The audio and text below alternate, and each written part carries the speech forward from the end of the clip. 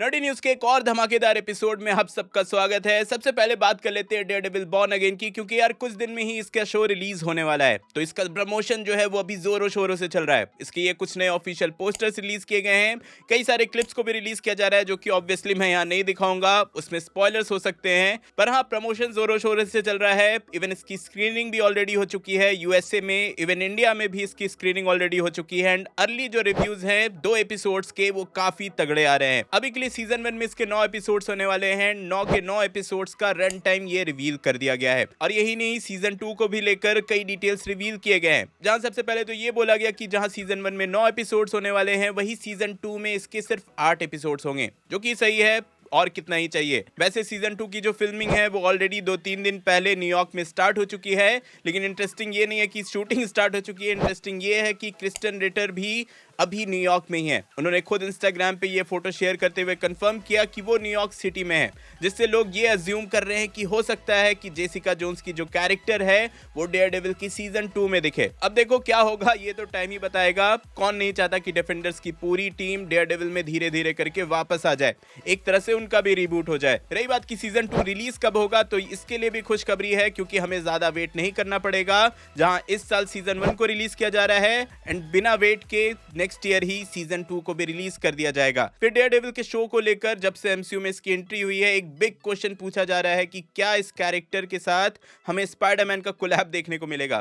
क्या Daredevil born again में Spiderman का अपीयरेंस देखने को मिलेगा, जिसपे मार्वल के एग्जीक्यूटिव्स ने ऑफिशियली कंफर्म कर दिया है कि ये पॉसिबल नहीं है, क्योंकि स्पाइडरमैन का जो कैरेक्टर है, उनके पास जो सोनी के साथ डील हुई है, उनके पास जो राइट्स है, उसके अकॉर्डिंग स्पाइडरमैन का जो कैरेक्टर है वो सिर्फ मूवीज में दिख सकता है, लाइव एक्शन मूवीज में दिख सकता है, लाइव एक्शन शोज में नहीं।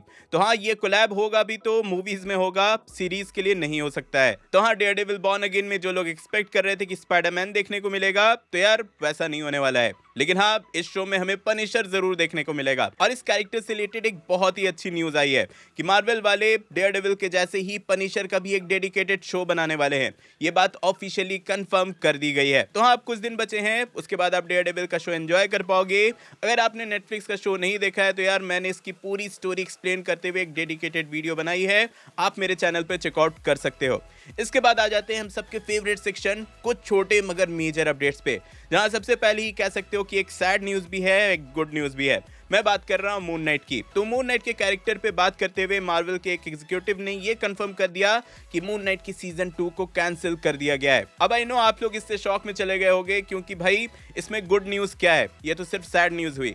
तो देखो, इसको लेकर ये बात किया गया है कि भाई भले ही मून नाइट का कैरेक्टर जो है वो इसकी सीजन 2 में रिटर्न नहीं करेगा, लेकिन हाँ, ये दूसरे मूवीज में, दूसरे प्रोजेक्ट्स में रिटर्न करने वाला है, जिससे आप एक्सपेक्ट कर सकते हो कि अपकमिंग मार्वल के प्रोजेक्ट्स में हमें मून नाइट का कैरेक्टर दिख सकता है। एंड मे बी क्या पता, एक प्रोजेक्ट भी, एक प्रॉपर मूवी भी हमें देखने को इस कैरेक्टर से रिलेटेड मिल सकती है। मतलब बस इतना समझो कि मून नाइट का सीजन 2 तो नहीं आने वाला, लेकिन मून नाइट खुद आने वाला है। देन इसके बाद नेक्स्ट ईयर दिसंबर में श्रेक 5 रिलीज होने वाली है, तो उसका फर्स्ट टीजर रिलीज कर दिया गया है, जहां से ये रिवील हुआ कि इसमें श्रेक की बेटी का कैरेक्टर जेंडिया प्ले करने वाली हैं। और जैसे ये प्रोजेक्ट की अनाउंसमेंट हुई, तो सबने नोटिस किया कि यार जेंडिया के लिए 2026 तो यार कुछ नेक्स्ट लेवल का ही होने वाला है। जहां सबसे पहले तो उनके पास ऑब्वियसली श्रेक 5 का प्रोजेक्ट तो है ही, इसके साथ क्रिस्टोफर नोलन के साथ दी ऑडिसी है, उसमें भी ये दिखने ही वाली हैं। देन एमसीयू के स्पाइडरमैन 4 में भी जेंडिया का कैरेक्टर दिखेगा ही, एमजे तो आप लोग जानती ही हो। देन 2026 में ही ड्यून का थर्ड पार्ट, ड्यून मसीहा भी रिलीज होने वाली है, तो उस प्रोजेक्ट में भी जेंडिया होंगी ही। और साथ ही यूफोरिया का सीजन 3 भी एक्सपेक्टेड है कि 2026 में ही आने वाला है, तो हाँ, उसमें भी ये होने वाली हैं। तो हाँ, 2026 जेंडिया के लिए बहुत ज्यादा ऑसम होने वाला है। ऑसम से याद आया जेम्स बॉन्ड।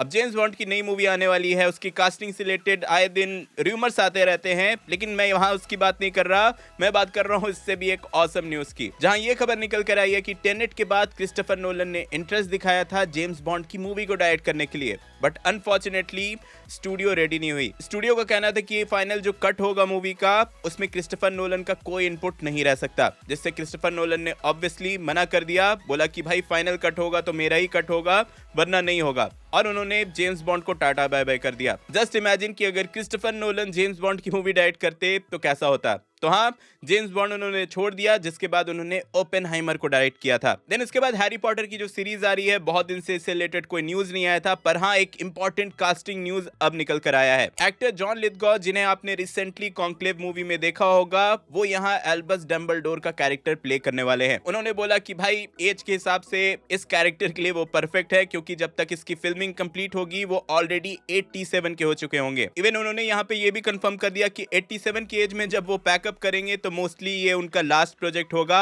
इसके बाद वो एक्टिंग से रिटायरमेंट ले लेंगे। देन यहीं पर एक मेजर सोर्स से बहुत स्ट्रॉन्ग रूमर्स निकल कर आए हैं कि भाई मार्वल वाले कंसीडर कर रहे हैं अवेंजर्स डूम्सडे को थोड़ा डिले करने के लिए, जो कि एक्सपेक्टेड भी था। ऐसा अक्सर होता है कि भाई मूवी अनाउंस हो जाती है इनिशियली एंड बाद में कई अननोन रीजंस के चलते मूवी को डिले किया जाता है। तो हाँ, अभी के लिए अवेंजर्स डूम्सडे डिले हो सकती है, इसके लिए रेडी रहना, और इसके चलते अपकमिंग मूवीज जो कि इसके बाद आने वाली थी वो भी डिले हो सकती है। देन ही-मैन की live action movie masters of the universe आने वाली है, सब जानते हैं। तो हाँ, इसका ये एक नया पोस्टर निकल कर आया है। यहीं पर आगे अगर captain America brave new world की बात करें तो यार यहाँ पर एक बॉक्स ऑफिस कलेक्शन को लेकर अनफॉर्चुनेट इवेंट हुआ है। मैंने आपको पहले बताया ही था कि भाई सिर्फ 3 दिन में इस मूवी ने $198 मिलियन का कलेक्शन कर लिया था, जो कि काफी तगड़ी ओपनिंग थी।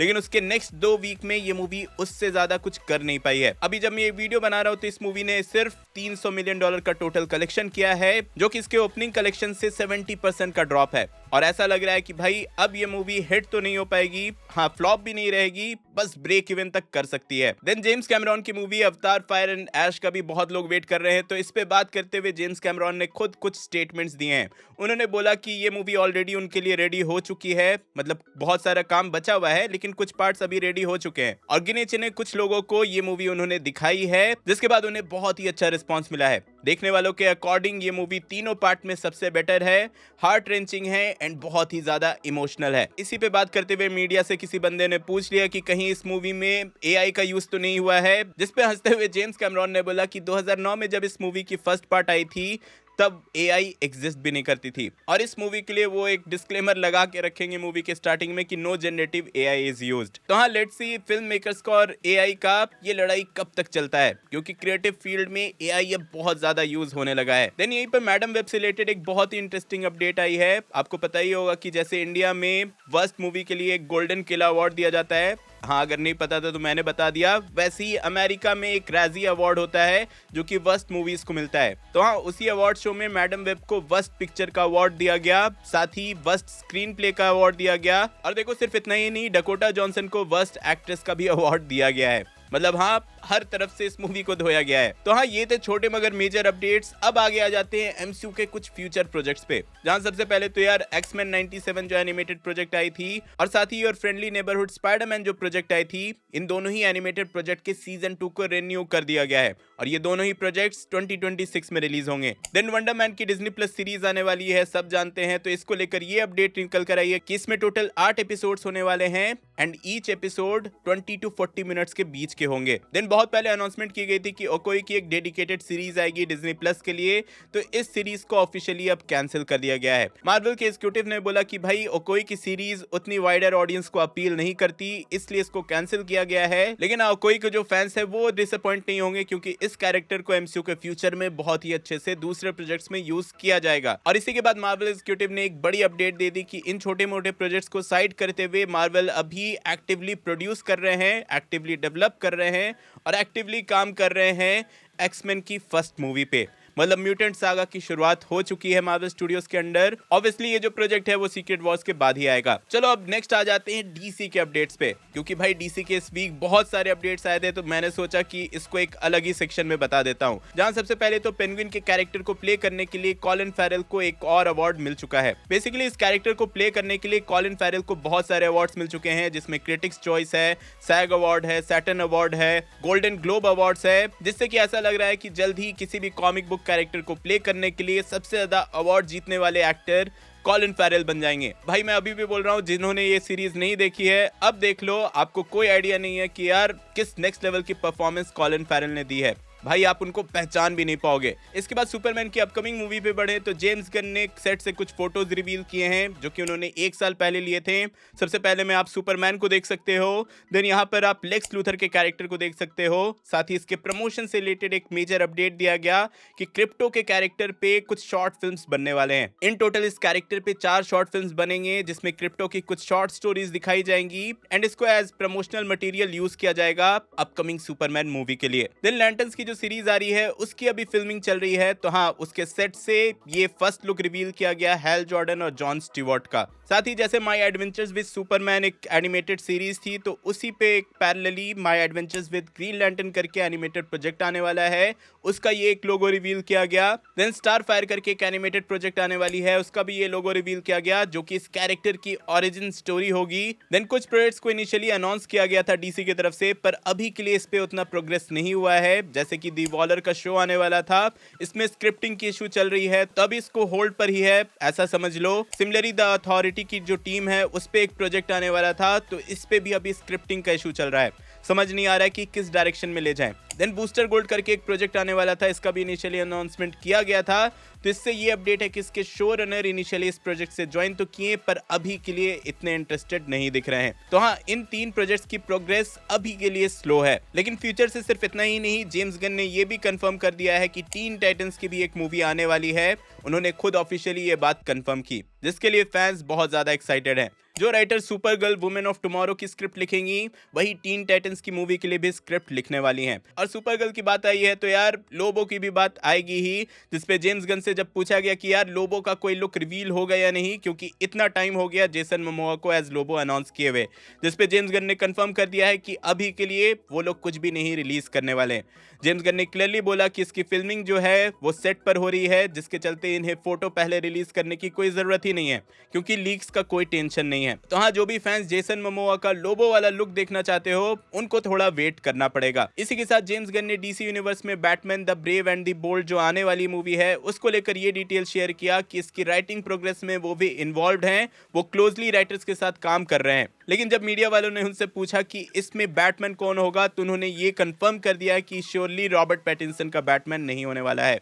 बैटमैन पार्ट 2 को लेकर उन्होंने ये रिवील किया, बैटमैन की जो रॉबर्ट पैटिंसन वाली मूवीज हैं वो एल्सवर्ल्ड का पार्ट है और डीसीयू का बैटमैन बिल्कुल डिफरेंट होगा। और अभी के लिए स्टिल बैटमैन के पार्ट 2 की स्क्रिप्टिंग चल रही है, मैट रीव्स अभी भी काम कर रहे हैं। बहुत ज्यादा टाइम हो गया उनकी स्क्रिप्टिंग करते हुए। I hope Matt Reeves George R R Martin से अपने राइटिंग में इंस्पिरेशन ना ले रहे हो। अभी देखो तो नडी न्यूज की एडिटिंग चल ही रही थी, लेकिन बीच में ही एवेंजर्स डूम्सडे से खतरनाक अपडेट आ गया। मैं सोचा कि इसको स्किप नहीं कर सकते, नडी न्यूज में डालना ही होगा, तो लेट नाइट में ये सबसे लास्ट में ये पोर्शन रिकॉर्ड कर रहा हूँ। तो खबर क्या है कि एवेंजर्स डूम्सडे के कई सारे ऑफिशियल कॉन्सेप्ट आर्ट लीक हो चुके हैं। मतलब खबर तो यही आई थी कि ऑफिशियल कॉन्सेप्ट आर्ट लीक हुए हैं, सब गेस कर रहे थे कि ये लीक वाले कॉन्सेप्ट आर्ट हैं जो कि आप अभी स्क्रीन पे देख रहे हो। कई सारे कॉन्सेप्ट आर्ट हैं, कई फैंस को लग रहा था कि ये ऑफिशियल नहीं है, ये एआई जनरेटेड है, पर नहीं, मैं बता दूं, मैं कंफर्म कर दूं कि ये ऑफिशियल आर्ट ही हैं एंड ऑफिशियली रिलीज किए गए हैं। मार्वल स्टूडियोज के लिए काम कर रहे कॉन्सेप्ट आर्टिस्ट मस्क रिजवी ने ऑफिशियली अपने आर्ट स्टेशन अकाउंट पे इन्हें रिलीज किया है, पर हाँ इसे अनयूज्ड वाले सेक्शन में रिलीज किया गया है, विच मीन्स कि इसमें से जो भी कॉन्सेप्ट आर्ट हैं